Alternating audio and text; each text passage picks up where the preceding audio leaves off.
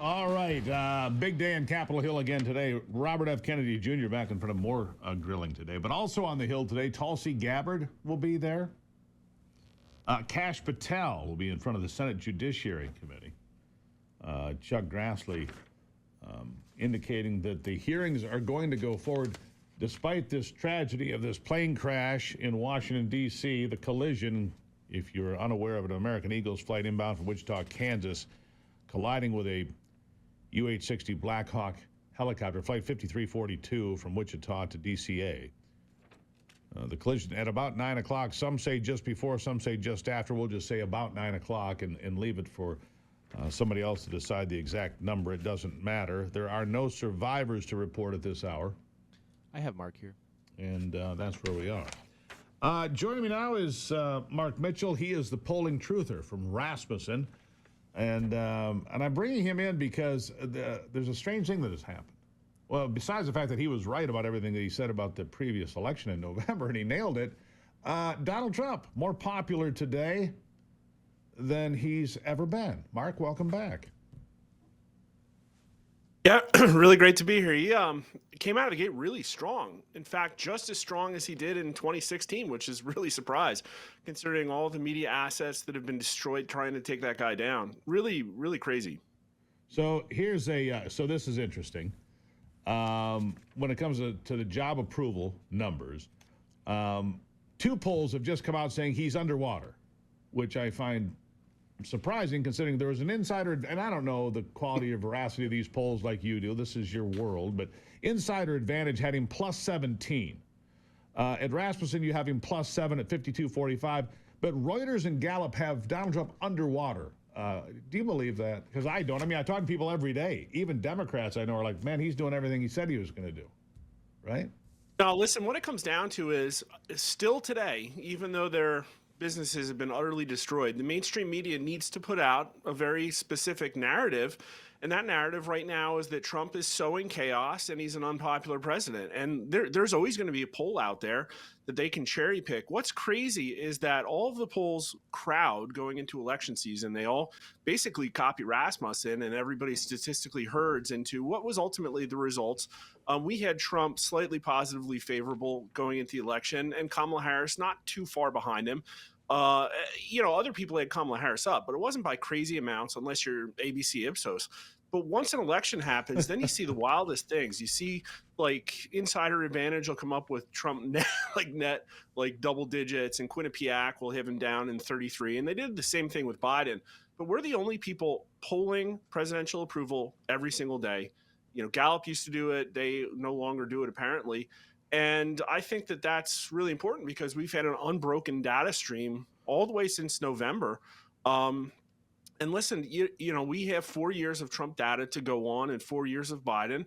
And the truth is that Biden was not a popular president, even though he got more votes than anybody in the history of our country. Donald Trump actually hit a 50. Well, right. Donald Trump hit a 56 approval rating last week. Now, it's back down to 52, 53 right now. Joe Biden, the highest he ever got was 55.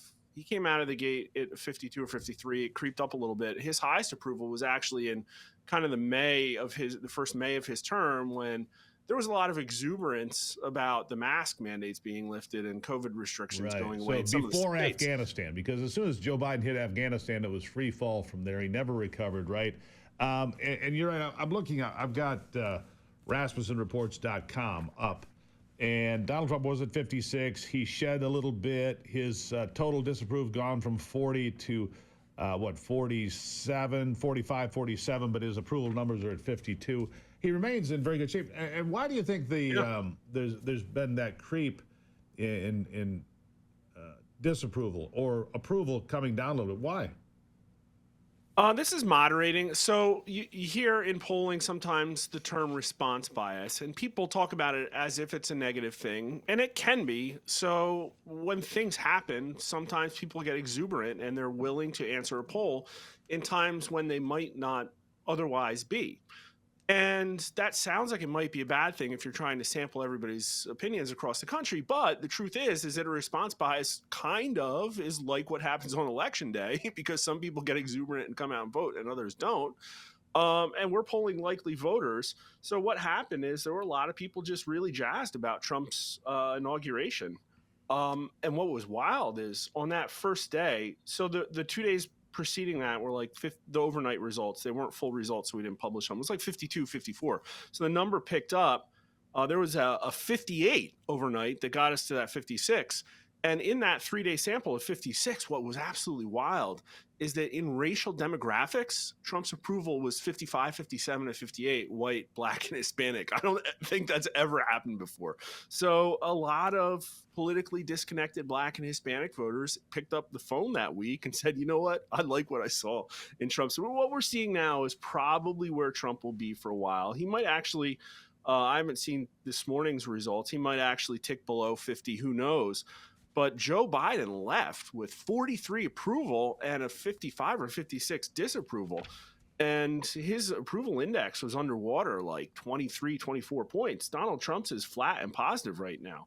So Right. Donald Trump is structurally approved of better than Joe Biden. And that's why he got elected. Right, and that's why he got elected. And here's, if Donald Trump, I guess that's just asking you, Mark, you know, you speak to these people all the time. If Donald Trump continues to deliver on closing the border, expanding American energy, dealing with Ukraine and Gaza, maybe buying Greenland, I don't know. But if Donald Trump continues to do what he says he's going to do, he stands a very good chance of having a solid midterm, because the bad taste of the Biden years, I think it's going to still be in people's mouths by the time we get to the next round of midterm elections. But that's just me taking the temperature out here. What do you think?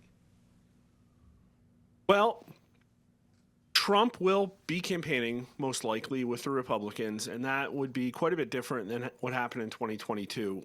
We know that Republicans don't perform as well as they do when Trump's on the ballot. But interestingly, in the polling, the Republican generic ballot actually kind of polled close to Trump. And so Trump is well liked. He's the most approved political figure that we test. And Republicans have many brand disadvantage problems, and yet they still poll pretty well. And so I think we'll have to see what happens legislatively, if any major legislation gets passed, if there's any way that Congress draws people's ire. But quite frankly, I think the battle lines are kind of drawn. I think Trump's probably changed about as many minds as he's going to.